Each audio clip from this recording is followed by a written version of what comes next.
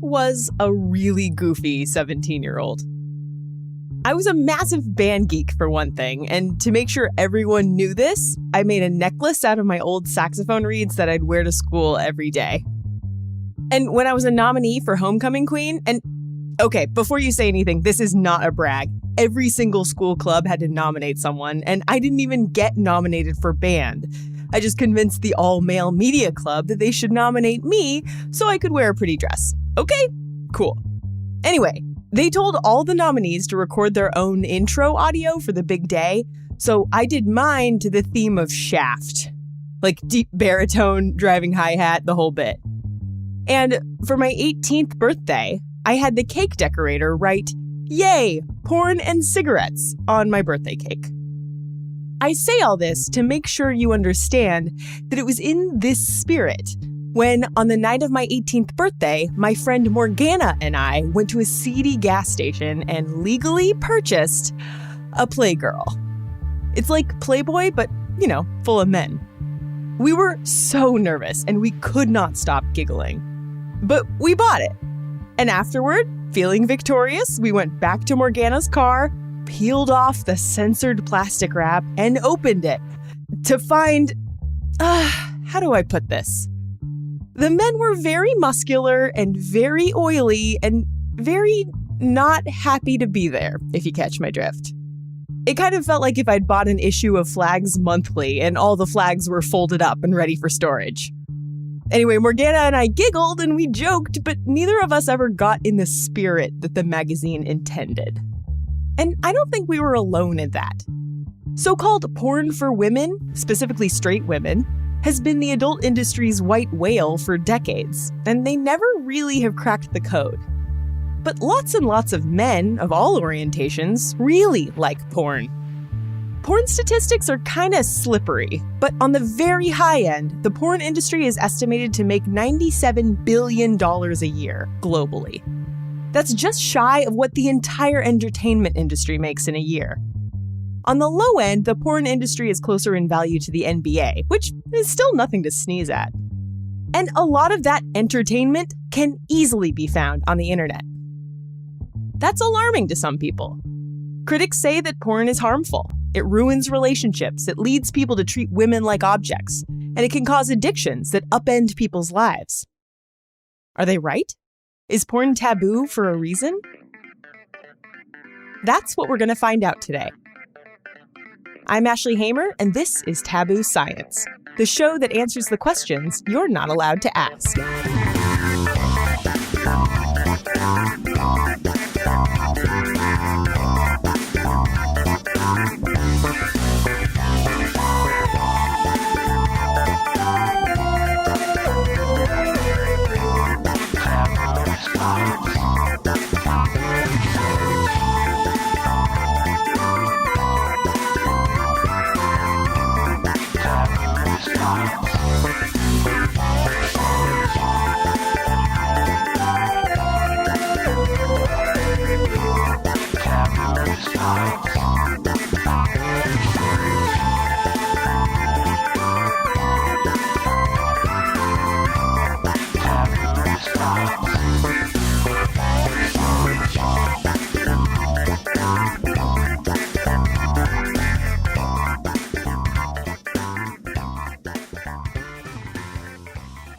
Ask someone the definition of pornography, and they're likely to answer like it's the punchline of a joke. I know it when I see it. This famous line comes from Supreme Court Justice Potter Stewart in 1964, in an opinion for a First Amendment case dealing with a movie theater manager in Ohio named Nico Jacobellis. He had shown a French film that local authorities deemed obscene. Jacobellis was charged and convicted, and his conviction was upheld throughout the Ohio state court system until it reached the Supreme Court. So it was up to 9 white men in robes to decide whether a sex scene in an art film rose to the level of obscenity. The most interesting part of this case to me is that while 6 of the 9 justices voted to overturn the obscenity conviction, it was all for different reasons. Some said that the First Amendment doesn't allow for censorship at all, full stop. Some said that the film had to be judged based on whether most people would consider its dominant theme to be of a sexual nature. Justice Stewart's famous opinion basically came down to the idea that only hardcore pornography should qualify as obscenity. The quote, in context, went like this. I shall not today attempt further to define the kinds of material I understand to be embraced within that shorthand description, and perhaps I could never succeed in intelligibly doing so, but I know it when I see it, and the motion picture involved in this case is not that. As famous as this line is, it was less than 10 years later that the Supreme Court settled on an actual definition of obscenity. The 1973 Miller v. California decision laid out what is now known as the Miller test. It says that for something to reach the level of obscenity, it has to check 3 boxes. 1. Whether the average person applying contemporary community standards would find that the work taken as a whole appeals to the prurient interest. 2. Whether the work depicts or describes in a patently offensive way sexual conduct specifically defined by the applicable state law, and 3. Whether the work taken as a whole lacks serious literary, artistic, political, or scientific value. This is still a really vague definition, and despite the fact that it's been clarified and tightened in cases since, it's still really hard to know what is and isn't obscenity. That's also why pornography still has a lot of legal leeway today. Obscenity is still technically illegal, but it has to be taken on a case-by-case basis. In order for the government to ban the sale or distribution of a specific video, it has to prove that it lacks serious literary, artistic, political, or scientific value. Otherwise, it's protected by the First Amendment. Of course, science doesn't operate on such loosey-goosey definitions. When researchers study pornography, they specify exactly what they're looking at. Right?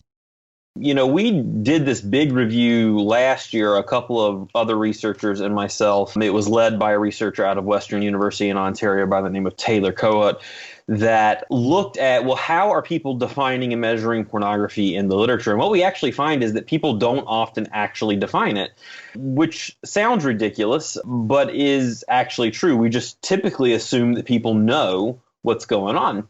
That's Dr. Joshua Grubbs. He's a professor of psychology at Bowling Green State University who studies compulsive sexual behavior and pornography use, among other things.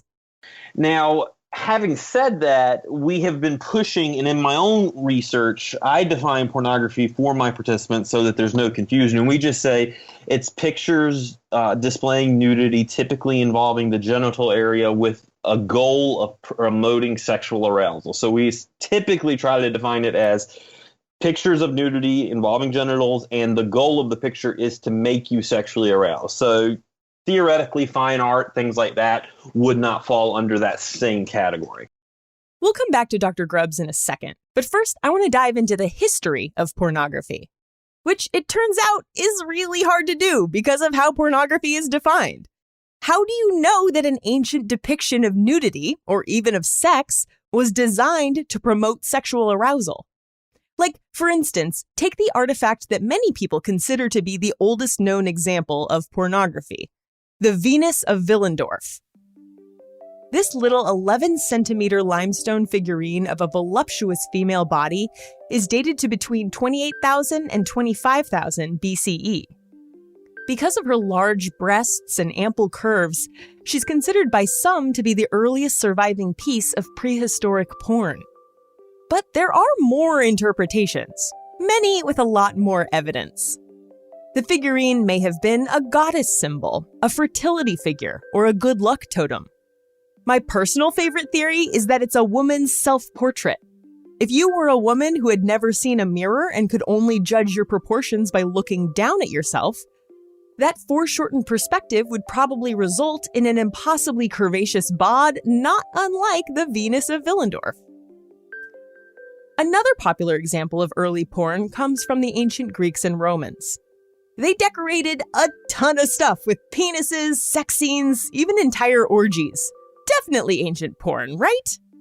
Well, phalluses were actually an important religious symbol, and the sex scenes may have been religious depictions, brothel advertisements, or just attempts at humor. We don't really know. Around the same time in India, the Kama Sutra was being written. Despite the extreme, often superhuman sex positions it contains, it's more of a self-help book, full of philosophy and advice for wealthy men. Fast forward thousands of years to the 17th century, and Japan develops a culture of visual erotica that was so widespread, it's actually hard to call a lot of it pornographic. Like the Kama Sutra, it may have been designed more for instruction than for arousal. Because remember, pornography has to be intended for arousal. You can use the Sears catalog off-label, but that doesn't make it porn. In that sense, the earliest pornographic media, at least in the West, probably didn't come around until the invention of the printing press. So we're talking sexy prose more than sexy pictures. Erotic media really got going around the Enlightenment in the 18th century, especially with the publication of a 2-volume erotic novel entitled Memoirs of a Woman of Pleasure, or just Fanny Hill. The book detailed the affairs of a London prostitute in impressive detail. It was immediately suppressed, but it continued to be published in secret for centuries afterward. The link between porn and the printing press is no surprise. Porn has a reputation for being on the cutting edge of new technology. So it's also no wonder that the daguerreotype, an early form of photography, led to pornographic imagery almost as soon as it was invented. That happened in 1839, and the earliest pornographic daguerreotype we have dates to 1846. They did not waste time. This was during the Victorian era, which is famous for its prudishness, but also had an intense sexual undercurrent. There were more than 50 porn shops in London when Queen Victoria took the throne in 1837. This era saw the publication of things like Lady Bumtickler's Revels, which was a spoof opera about flagellation, and My Secret Life, an anonymous autobiography that recounts the male author's lifelong pursuit of sexual gratification. This is even the era when we get the word pornography. It first appeared in a medical dictionary in 1857. It comes from the Greek pornographos, which means something depicting prostitutes. Fast forward to the turn of the 20th century, which is when we get the first calendar girls. Then, during World War I, American GIs see French pornography for the first time. When they return stateside, there's a big demand for something similar made in America. So along came Esquire magazine in 1933, which, began as a men's magazine. This is where you see all those classic illustrations of scantily clad pinup girls. Still, it was tasteful, artistic. You read it for the articles. And then, in 1953, everything changed. Playboy came on the scene. They dropped the tasteful ruse, and they published photographs of undressed women for the express purpose of titillating male readers. That's considered by many to be the turning point in modern pornography, at least until the advent of the internet. And yes, the internet has led to an increase in porn use. At least, we're pretty sure it has. So it appears that way, yes. It actually took us a long time to establish whether or not that was the case. That's Dr. Joshua Grubbs again. It's not necessarily clear that the internet has led to more men using, although we could argue that it has, but it has certainly led to men in particular, and women as well. There's actually been more dramatic increases for women with regards to frequency of use and variety of use, right? So historically, if we went back 30 years, people had pretty regular access to adult videos and magazines if they wanted them, but they didn't have access to basically infinite variety of pornography within the context of their home. And so we have seen increases in the variety of use, differences in genres being used, things like that. Like I mentioned, not everybody thinks that increase is a good thing. In fact, groups like this are all over the internet. You know how you can't search for a questionable phrase without finding porn of it? Well, I have discovered that you can't search for porn statistics without finding anti-porn websites. Literally, 9 out of 10 results on the first page of Google for the search term porn statistics are for porn addiction recovery or the like. These groups say that pornography is addictive and harmful to individuals and relationships. But then you have another camp that says porn addiction doesn't exist at all. And in fact, porn is a healthy outlet for a person's natural sexual drives. So which is it?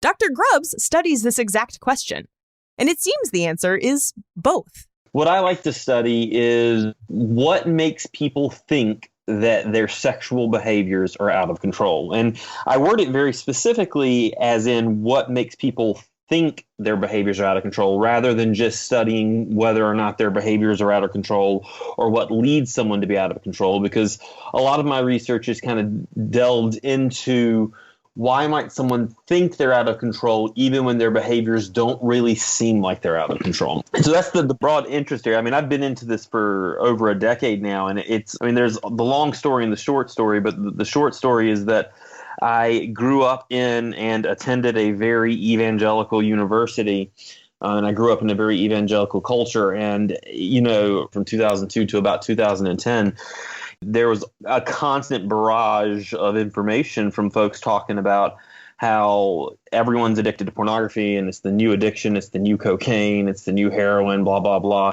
And I just remember thinking, well, this doesn't make any sense. Why do they think everyone's addicted? And then I started studying it, and, a decade later, that's kind of my expertise area. Yeah, let's talk about what leads someone to consider their porn use problematic. Right. So this is a big, complicated area, and this is where most of my research actually has been. And we know for a fact that some people do become excessive, compulsive, or even addictive, if you will, in their use of pornography, which is a fancy way of saying some people can't seem to stop using it when they want to stop. Some people can't seem to control it.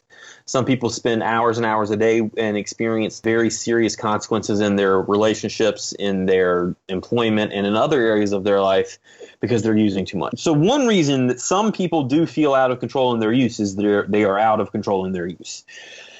That's pretty well established. Now, having said that, there is also evidence that we've repeatedly seen across multiple samples, and not just in the U.S. We've seen it in European countries. We've seen it in some countries in the South Pacific as well, where some people report feeling out of control. Some people report feeling addicted to pornography, but their use is quite infrequent. I've done a lot of work in the past as a clinical psychologist treating people with problematic gambling behaviors. I have never once met someone that's like, well, I use slot machines once or twice a month. I lost about $10 last month. I must have a gambling addiction. In an addiction context, I've never seen someone say, I have one drink a month. I've only ever had one drink a month. I'm probably an alcoholic. But with pornography use, I have seen lots of patients, and then in our studies we've seen, it's like people saying, yeah, I used pornography twice last month for about 20 minutes and each time, and I have a porn addiction and I can't shake it. And it's this fascinating interpretation. And frankly, the spoiler on this of what seems to drive this is conservative sexual ethics, typically associated with religiousness. In theory, it could be not associated with religiousness, but it almost always is. But people that think pornography is morally wrong, who still use pornography, experience a lot of distress. They're not living up to their values or their morals. They experience a lot of distress, and they find themselves continuing to do so even infrequently. And if they can't stop it even when they want to, even if it's only once or twice a month, they begin to think maybe something's wrong with me, maybe it's out of control, maybe I have an addiction. Saying that pornography is an addiction is not the same as saying heroin is an addiction. And what I mean by that is everyone has an innate sexual drive of some sort. Some people have very low sexual drive. Some people identify, as being asexual or just not having that drive. But at a biological level, humans have a sex drive, right? Just like we have a hunger drive. It's necessary for the survival of the species. And so to say that this drive is inherently addictive is problematic. It's pathologizing a very normal behavior. And so what we see oftentimes, yes, some people are completely out of control in those behaviors, but oftentimes it's how we think about the behaviors that leads to distress, not the behavior itself. And there are some positives to porn use. It's not all objectification and loose morals. We just don't know that much about what they are because most of the research is on the harms of pornography. Like I said, this is a slippery subject. So it is a big, complicated, and controversial research field. And what I mean by that is that we know that there are potentially negatives that associate with pornography use, but there's been very little research into what sorts of positives might happen. So we actually have written a couple of papers that we're hoping to get out in the next year or so that really look at the fact that, we're talking probably 90% of research looking at pornography use has tried to find negative effects, not positive. So we don't know as much about the positive. What we do know is that for some people, they report pornography is associated with greater sexual knowledge, with greater sexual openness. Now, it depends on who you talk to whether or not sexual openness is considered a positive or a negative. If you have a very conservative, maybe traditional or puritanical kind of sexual ethic, sexual openness, being open to new ideas and, different kinds of sexual scenarios or different kinds of sexual behaviors is maybe not a good thing. But in general, if you take a more sex positive approach to it, sexual openness is generally regarded as a positive. And we also know that people that use pornography within the context of a relationship as a couple, so let me be very clear on this, when the couple uses pornography together, those couples tend to report higher levels of sexual satisfaction. Now, if the man or the woman is just, or the male and the man, the woman, depending on whatever configuration or relationship you're looking at, right? If one of the partners is using alone, it may not necessarily be a positive influence on the relationship, particularly if it's secretive. So in any couple, if a partner is secretly using pornography by themselves, that tends to be associated with lower sexual satisfaction. But if they're using it together, it tends to be associated with higher sexual satisfaction. All right. And yeah, and again, that makes total sense. Like anything you're doing in secret is probably going to be less satisfying for the relationship. Cool. Yes. Yeah. And you mentioned homosexual relationships. How much of this research is on homosexual sex? Yeah, we have a ton of research on gay men in pornography use and bisexual men in pornography use. And there's some similarities to what you would see in heterosexual men, some differences.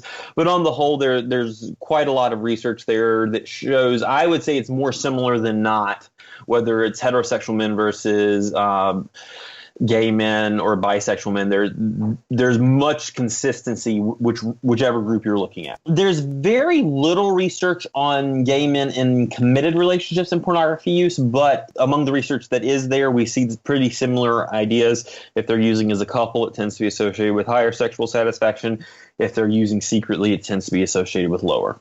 Virtually no research that I am familiar with on lesbian or bisexual women and pornography use, and I don't know of any research at all that specifically targets couples that one or both partners are transgender. So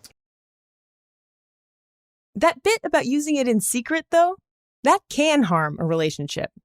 But even still, it's not clear whether it's the porn or just, the secrets. It could be a mismatch of sexual desires. In fact, in at least one study, a researcher by the name of Sam Perry found that if you controlled for solitary masturbation, the effects of pornography on the relationship, the negative effects on sexual satisfaction, completely disappeared, which is a fancy way of saying it really seems like it's a sexual desire mismatch, and that when one partner is masturbating alone frequently in secret, it's not really about the pornography use. It's about the fact that there's unmet sexual needs or that there's an unclear sexual communication there where one partner feels like they can't talk about their sexual desires or their sexual drive with their other partner. There are other concerning outcomes as well, though. We know that people that use pornography more frequently tend to report viewing potential sexual partners in more objectifying terms, which is a fancy way of saying that pornography seems to be associated with sexual objectification of potential sexual partners. This is not universal. Some people use pornography and still, when they're with a real life partner, don't take an objectifying view of them. But people that, on the whole, we do see that association.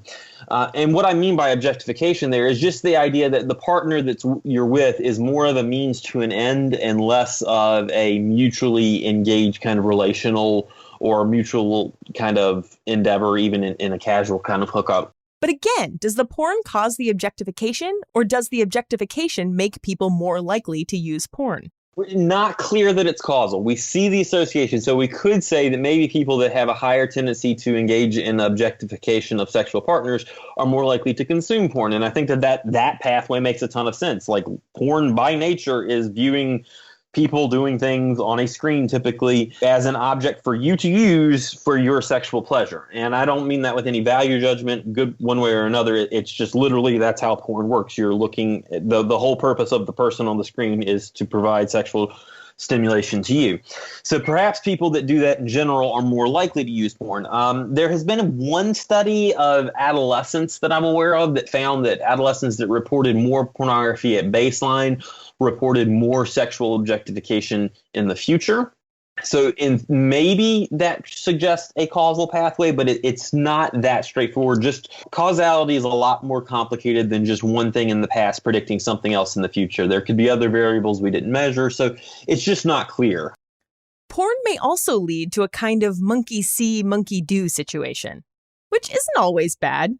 I mean, sex education in the United States barely gives a passing mention of how to actually have sex. So it makes sense that people would use porn to, fill that hole. But porn isn't really designed for that. I mean, you wouldn't learn how to drive from a Fast and the Furious movie, and you wouldn't take etiquette lessons from the Real Housewives of Beverly Hills. It's all human behavior turned up to 11. It seems that both young adult men and young adult women often do use pornography as a source of sexual education for sexual ideas, to learn about different sexual techniques.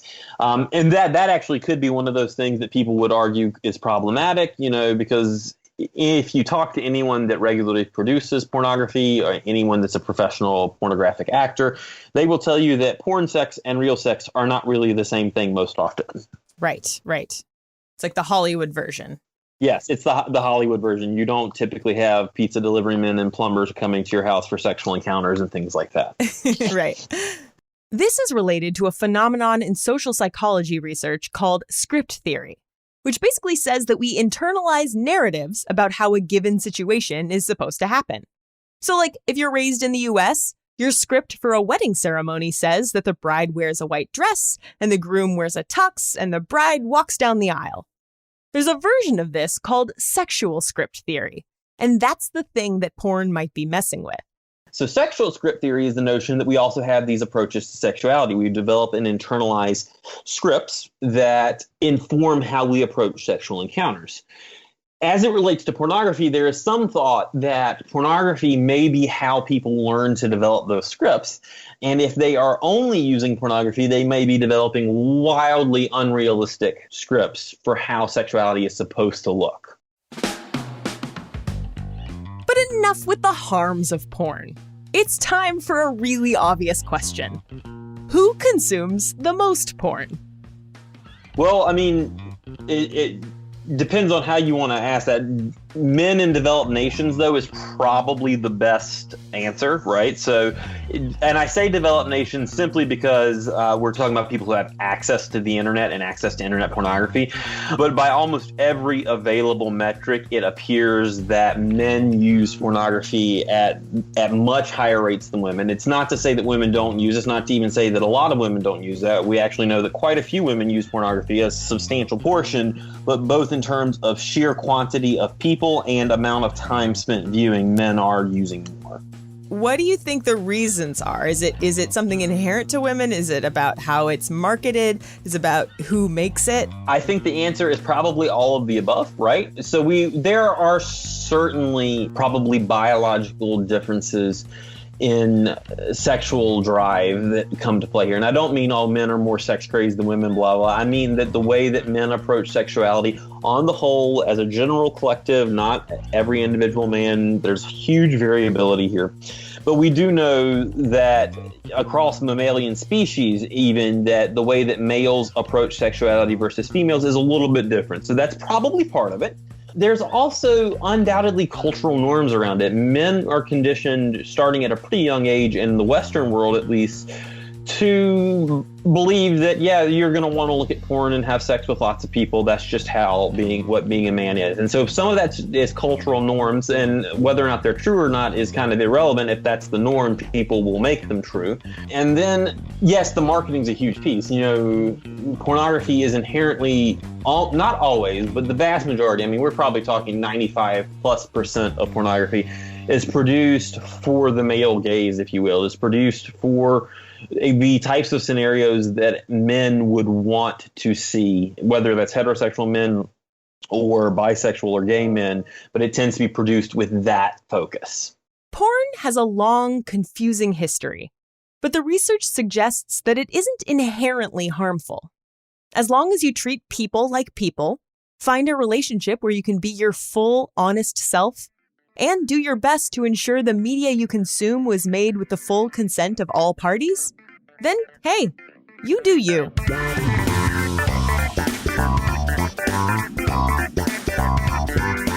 Thanks for listening. Taboo Science is written and produced by me, Ashley Hamer. The theme was by Danny Lopatka of DLC Music. The Justice Potter and Miller test quotes were read by Jonathan Pritchard of the podcast Mind Reader University. You can follow the show on Twitter, Facebook, and Instagram. Just search for Taboo Science, all one word. Or you can just visit the website to find it all. That's tabooscience.show. If you liked this episode, it would really help out for you to leave a review on Apple Podcasts. If you want to suggest a topic for me to cover on a future Taboo episode, email me at ashley@tabooscience.show. I'm super excited about the next episode. It's all about penises! Ah! You can expect that to hit your feed in 2 weeks, so please make sure you're subscribed. That's all for now. Catch you later.